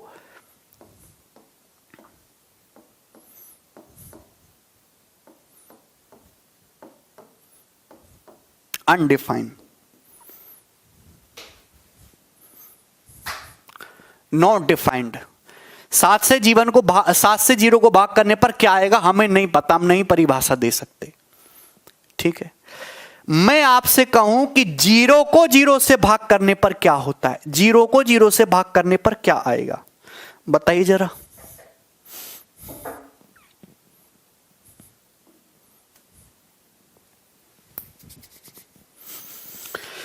बोलो बोलो, 5,000 लाइव कर दो, 14 बच्चे चाहिए अब तो हैं।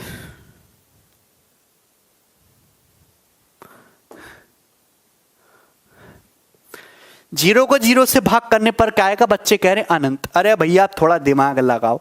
मैंने मान लिया कि सपोज 0 से 0 को भाग करने पर के आता है, तो आप बताइए 0 बराबर होना चाहिए 0 गुणा के।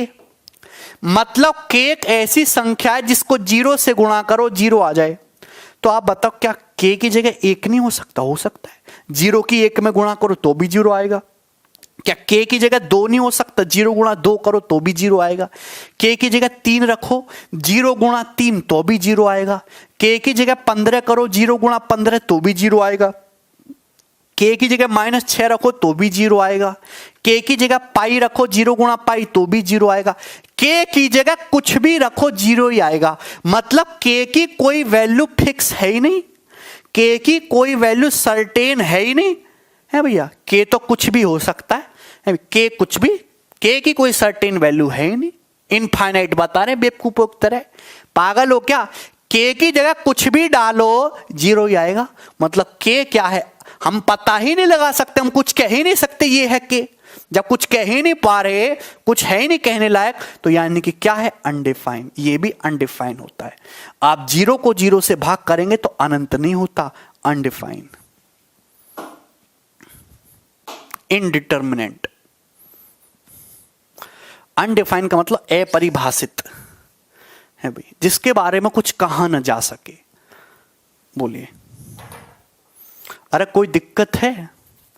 जैसे तुम्हारे लिए कौन सी हीरोइन पसंद है, वो अनडिफाइंड है तुम्हारे लिए, उसकी खूबसूरती के बारे में तुम कुछ कह नहीं सकते।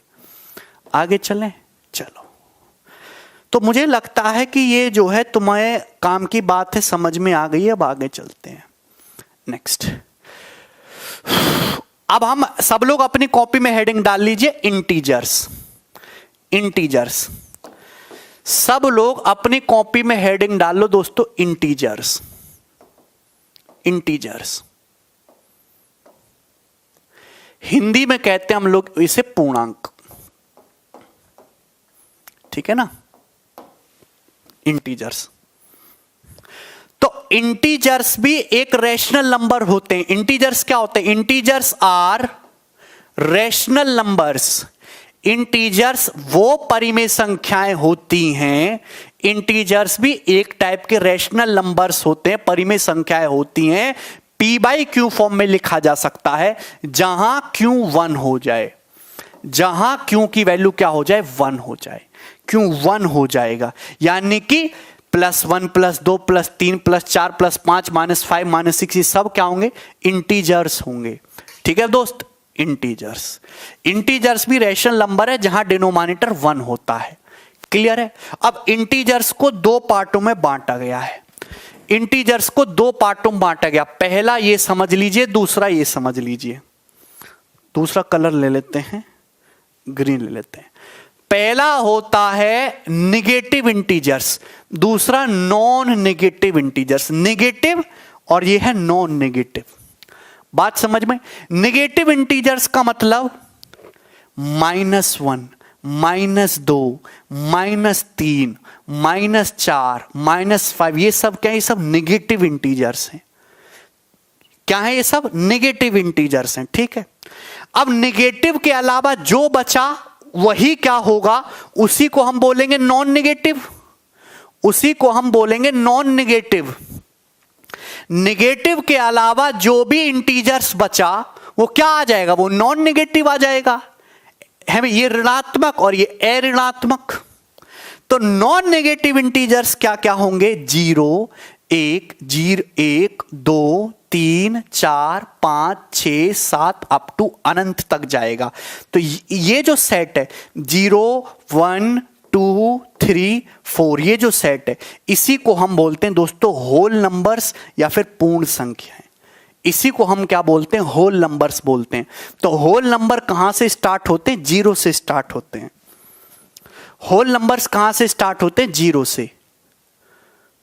नहीं, नॉन नेगेटिव का मतलब स्वर्णाली दत्ता पॉजिटिव नहीं होता बच्चे। नॉन नेगेटिव का मतलब पॉजिटिव नहीं होता। नॉन नेगेटिव का मतलब जो नेगेटिव ना हो। नेगेटिव का मतलब हिंदी में हो गया ऋणात्मक संख्याएं, जिनके बाहर नेगेटिव का साइन लगता है, ऋणात्मक। नॉन नेगेटिव का मतलब अऋणात्मक। अऋणात्मक का मतलब वो संख्याएं जिनके बाहर जो है नेगेटिव का साइन ना लगे। अरे बात समझ में आई कि नहीं समझ में आई? तो ये सब नॉन नेगेटिव नंबर है, 0 1 2 3 4 dot dot dot dot whole numbers. इन्हीं को हम बोलते हैं होल नंबर्स। बात समझ में आई? देखिए मैं आगे बढ़ने की कोशिश करूंगा, ध्यान से समझते रहना। इंटीजर्स को इंटीजर्स को मेरे प्यारे भाई दो बांटों में हमने बांट दिया। पहला हो गया नेगेटिव नंबर, पहला हो गया नेगेटिव नंबर्स। आप कहोगे ये होता है ऋणात्मक, ये होता है ऋणात्मक। ऋणात्मक का मतलब -1, -2, -3, -4 और ये इसे लेफ्ट हैंड साइड में चलता जा रहा है। दूसरा हो गया मेरे प्यारे भाई पॉजिटिव। इंटीजर्स को हमने दो पार्ट में बांटा, नेगेटिव और पॉजिटिव। पॉजिटिव का मतलब हो गया धनात्मक, धनात्मक। तो धनात्मक कौन कौन से होते हैं? +1, +2, +3, +4, +5। ये सब क्या हो गया? पॉजिटिव हो गया। बात समझ में आई कि नहीं समझ आई? अरे बोलो, बात समझ में आई कि नहीं? यानी कि जीरो ना तो नेगेटिव में आया ना पॉजिटिव में आया। जीरो ना ही नेगेटिव में आया ना ही पॉजिटिव में आया। तो मेरे प्यारे भाई जीरो भी अपने आप में कंप्लीट इंटीजर है। जीरो को हम बिल्कुल अलग डिब्बे में रखते हैं। ये ना तो पॉजिटिव है ना ही नेगेटिव है। Neither positive nor negative, neither positive nor negative. बात समझ में आई? Nor negative. जीरो ना तो पॉजिटिव होगा ना ही नेगेटिव होगा। ये बात समझ में आई? क्या इसमें कोई परेशानी है? क्लियर है? ये जो पॉजिटिव संख्याओं का सेट है, ये जो पॉजिटिव नंबर्स का सेट है, इसी को हम नेचुरल नंबर बोल देते हैं। ये जो पॉजिटिव नंबर का सेट है ना दोस्तों, ये जो पॉजिटिव नंबर्स जो हो रहे हैं, पॉजिटिव नंबर्स कहां से शुरू होते हैं? +1 से। +1, +2, +3, +4, +5। ये जो पॉजिटिव नंबर का सेट है अनंत तक जाएगा। इसी को हम लोग नेचुरल नंबर्स भी कहते हैं। इन्हीं को हम लोग नेचुरल नंबर्स कहते हैं। हिंदी में कहते हैं हम इसको प्राकृतिक संख्याएं। प्राकृतिक संख्याएं, प्राकृतिक संख्याएं। अरे बोलो, प्राकृतिक संख्याएं। बात समझ में आई?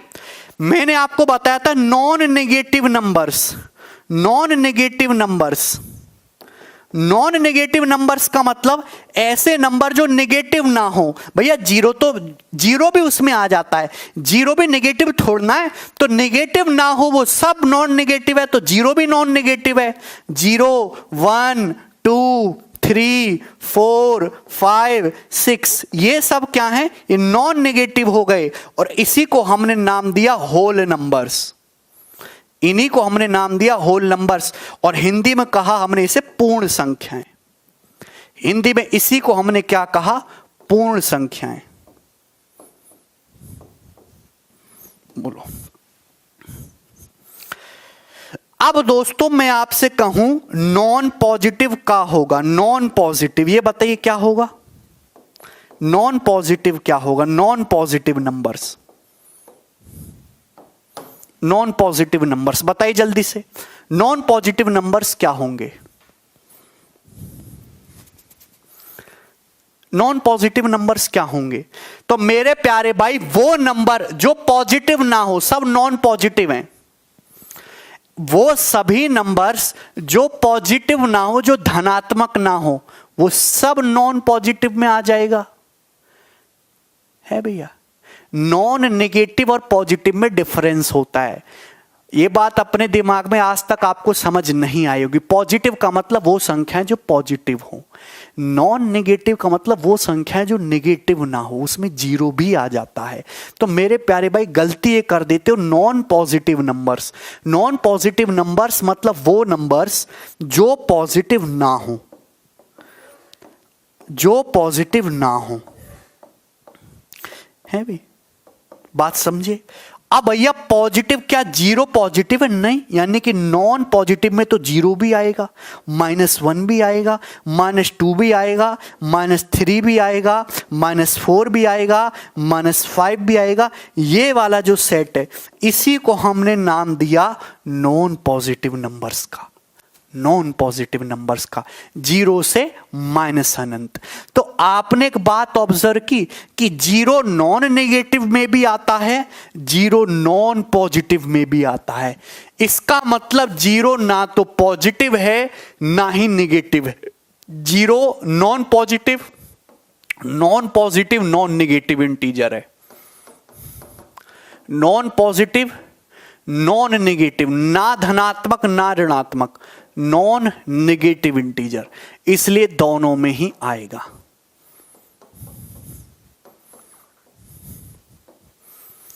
क्या आपको कुछ कुछ पल्ले पड़ता है? अरे बोलिए।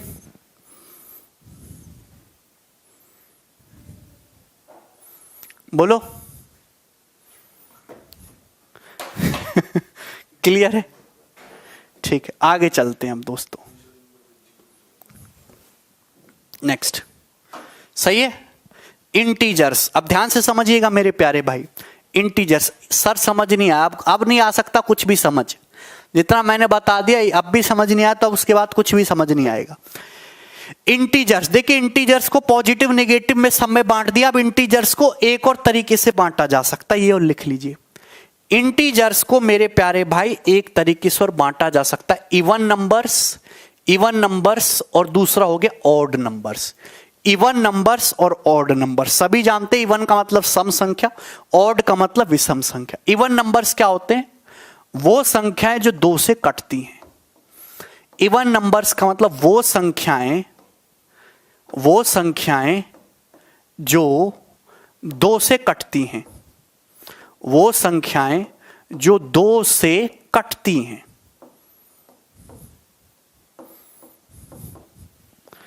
ऑड नंबर्स का मतलब वो संख्याएं जो 2 से विभाजित नहीं होती। ये बात समझ रहे हो? वो संख्याएं जो 2 से विभाजित नहीं होती। दिख रहा है ना सभी को? The number which are not divisible by 2, वो क्या होंगे? ऑड नंबर्स होंगे। वो संख्या जो 2 से कट गई ऑड, और वो संख्या जो 2 से नहीं कटी वो 2 से कट गई इवन, जो 2 से नहीं कटी ऑड। तो आप एक बात बताओ, क्या 0 एक ऑड नंबर है? क्या 0 क्या है? आज तक आपको पता ही नहीं होगा। क्या 0 इवन है कि ऑड है? बच्चे 0 एक इवन नंबर है। जितनी परिभाषा बोली जाए बस उतनी समझो, ज्यादा मत समझो। 0 एक इवन नंबर है। क्या है इवन नंबर की परिभाषा? इवन नंबर ये कहते हैं कि वो संख्याएं मेरे प्यारे भाई जो 2 से डिवाइड होती हैं। क्या 0 2 से डिवाइड होता है? 0 को 2 से भाग करोगे तो पूरा 0 आ जाएगा, कोई रिमाइंडर नहीं बचेगा। 0 तो 2 से पूरा भाग होता है। अरे करके देखो ना, 0 को 2 से भाग करके देखो, 0 बार जाएगा, ये 0 रिमाइंडर भी 0। जब रिमाइंडर ही 0 बच गया मतलब पूरा डिवाइड हो गया है भाई। जब रिमाइंडर ही 0 जब 2 से भागी हो गया, रिमाइंडर 0 ही बच गया, इसका मतलब 0 एक इवन नंबर है। अगर 0 इवन है तो 0 के बाद इवन नंबर क्या आएगा? प्लस का 2, प्लस का 4। ये सब ऐसी संख्या होंगी जो 2 का पहाड़ा है, प्लस 6, प्लस 8, प्लस 10। देखिए 0 से छोटे भी होते हैं, माइनस का 2, माइनस का 4, ये भी ऑड नंबर है दोस्तों। माइनस का 6, माइनस का 8। बात समझे? ये सब क्या है? ये सब ऑड नंबर्स हैं जो 2 से पूरा कट रहे हैं। सही है? तो 0 मेरे प्यारे भाई ध्यान रखना, 0 एक इवन नंबर होती है जो 2 से कटती है। मतलब कोई भी इवन नंबर जो होगा, कोई भी इवन नंबर जो होगा दुनिया में, उसको ट्वाइस ऑफ 2 के मल्टीपल में लिखा जा सकता है, 2 के। तो कोई भी नंबर 2 के की फॉर्म में जो है वो इवन होगा। कोई भी जो नंबर 2 के की फॉर्म में होगा वो इवन होगा।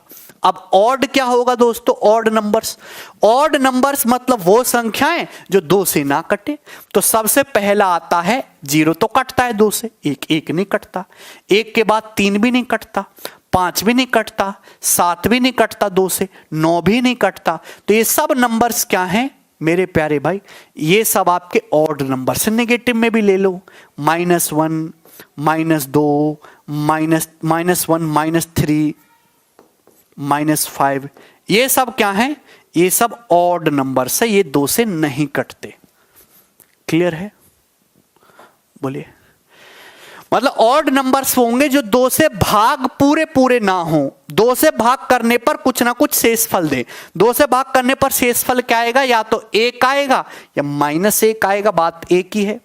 देखिए कोई भी ऑड नंबर्स होगा दुनिया में, जो कोई भी ऑड नंबर्स है वो हमेशा 2k +-1 फॉर्म में है, ऑड नंबर होगा।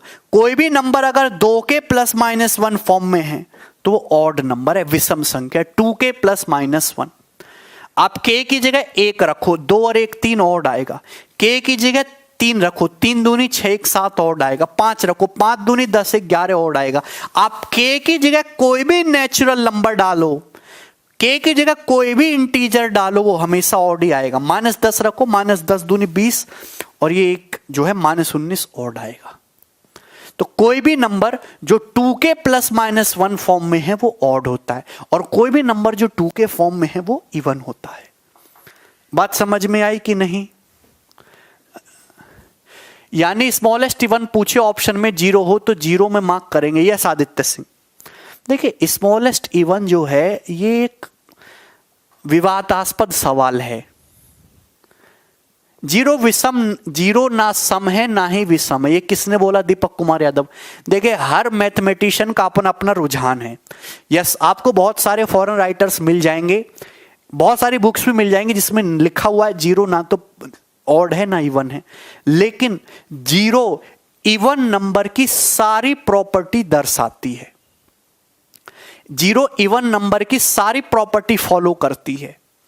ठीक है भाई। और 0 जब इवन की परिभाषा इतनी है कि जो 2 से कटे वो इवन है, और 0 2 से कटता है, डिवाइड होता है, इसलिए 0 को इवन माना गया है।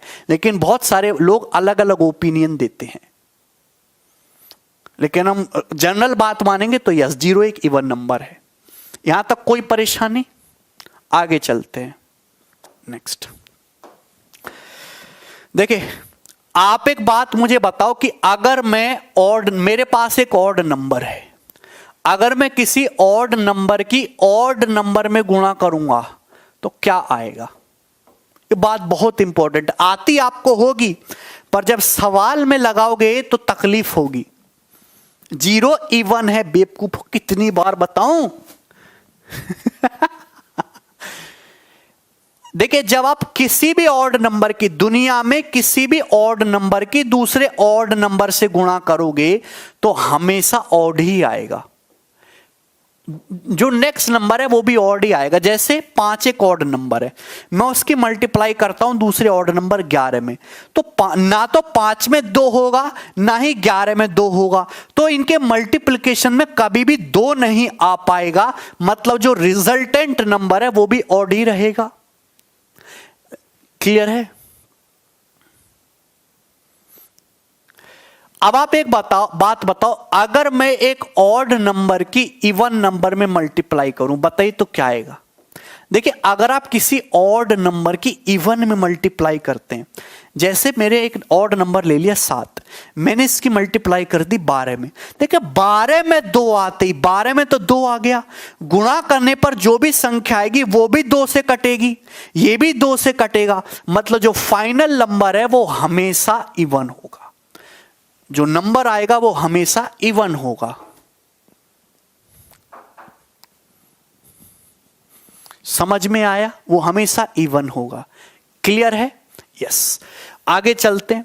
देखिए अगर मैं आपसे कहूं कि ऑड नंबर में एक ऑड नंबर जोड़ा जाए, ऑड नंबर में एक ऑड नंबर जोड़ा जाए या फिर घटाया जाए, बताइए क्या आएगा?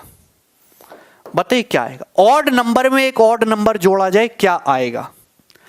ऑड नंबर में आप जैसे ही दूसरा ऑड नंबर ऐड करिएगा वो एक इवन नंबर बन जाएगा। ऐड करो चाहे घटाओ। जैसे मैंने आपके सामने एक ऑड नंबर लिया 19, एक लिया 11, तो 19 और 11 को जब आप ऐड करोगे तो 30 बन जाएगा। 30 हमेशा एक प्राइम नंबर है कि ये ऑड नंबर रहेगा 2x + 1, ये रहेगा 2y + 1 है भैया। और जब आप इनको जोड़ोगे तो 2x + 2y + 2, 2x + 2y + 2, तो 2 का मल्टीपल तो आए ना, यहां भी 2 है, यहां भी 2 है, यहां भी 2 है, तो हमेशा 2 का मल्टीपल आएगा ऑलवेज। तो ऑड में ऑड नंबर जोड़ो चाहे घटाओ, हमेशा इवन ही आना है। और आप एक बात बताओ, अगर हम इवन नंबर में एक इवन नंबर जोड़ें या घटाएं, क्या आएगा? देखिए इवन में भी 2 होगा, इवन में भी, इसमें भी 2 होगा। अब 2 में 2 जुड़ेगा या घटेगा? आना तो 2 का मल्टीपल ही है ना, यानी कि हमेशा इवन नंबर ही आएगा। इवन में इवन घुसाओगे, इवन ही पाओगे, है भाई।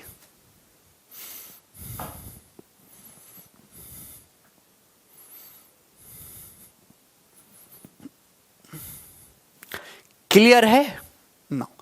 लेकिन आप मुझे बताओ, अगर मैं एक ऑड नंबर में अगर मैं एक इवन नंबर जोड़ता हूं या घटाता हूं तो फाइनल रिजल्ट क्या आएगा? फाइनल रिजल्ट क्या आएगा बताइए।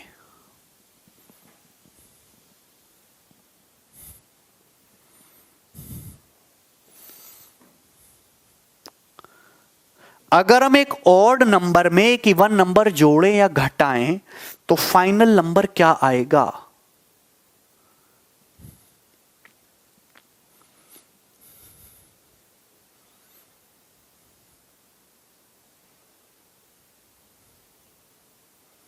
बिल्कुल है रुचि पांडे, ऑड आएगा, बिल्कुल सही बात है। देखिए आप एक ऑड नंबर लो, मैं एक ऑड नंबर ले लेता हूं 31, मैं इसमें एक इवन नंबर 8 जोड़ता हूं। जब 31 में 8 जोड़ेंगे तो 39, ये क्या आ रहा है? ये भी एक ऑड नंबर ही आएगा। देखिए क्योंकि ऑड नंबर जो होता है वो हमेशा 2x + 1 होता है, और जो इवन नंबर होता है वो 2y होता है। जब आप जोड़ोगे तो यहां से तो 2 आ जाएगा, ये तो ट्वाइस ऑफ x + y हो जाएगा, तो 2 का मल्टीपल हो गया। लेकिन 2 के मल्टीपल में ये 1 जोड़ते ही हमेशा ऑड ही रहा, तो 2 का मल्टीपल इवन हुआ, और इवन में ये 1 जोड़ते ही वापस से ऑड हो गया। तो इसका मतलब ऑड में जब आप इवन नंबर जोड़ोगे या घटाओगे हमेशा ऑड ही आएगा।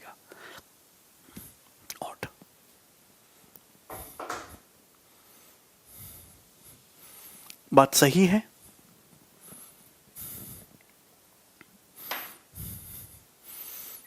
चलिए, तो बहुत छोटी सी, बहुत सिंपल सी बातें थी। देखिए जीरो जो है यहां पे सारी थ्योरी अप्लाई करता है। जीरो जो है सारी इवन नंबर की, अगर मैं जीरो को थोड़ी देर के लिए इवन मान लेता हूं तो जीरो ये सारी बातें सेटिस्फाई करना चाहिए। जैसे 16 एक इवन नंबर है, इवन नंबर में अगर मैं इवन नंबर जोड़ूंगा या घटाऊंगा तो इवन ही आना चाहिए 16, बिल्कुल बात सेटिस्फाई हो रही है। अगर मैं, मेरे प्यारे भाई आप एक बात बताओ कि जैसे मैं एक ऑड नंबर ले लेता हूं 11 में कोई इवन नंबर, जीरो को मैंने इवन माना है, अगर मैं ऐड करूंगा या घटाऊंगा तो ऑड ही आना चाहिए 11। देखो 11 ऑड ही आ रहा है। तो देखिए सारी बातें ये जो है मेरे प्यारे भाई दर्शा रहा है, जीरो इवन नंबर की सारी प्रॉपर्टी शो कर रहा है, इस वजह से जीरो को इवन नंबर ही माना गया है। क्लियर है? अरे बोलो।